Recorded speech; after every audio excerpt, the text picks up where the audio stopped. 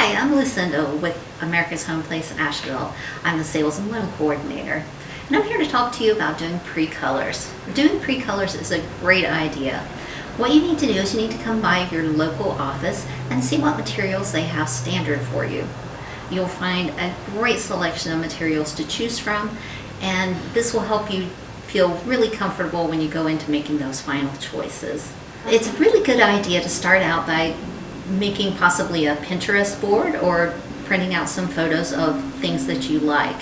Even if you can't match those finishes exactly, you can get something with the same feel. The farmhouse style is really popular right now, and we see a lot of photos with that, and that tends to be a gray and white sort of palette.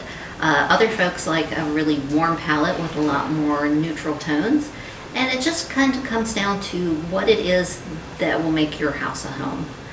It's a great idea though to come in first and just look over our materials and find the things that work perfectly for you and your family.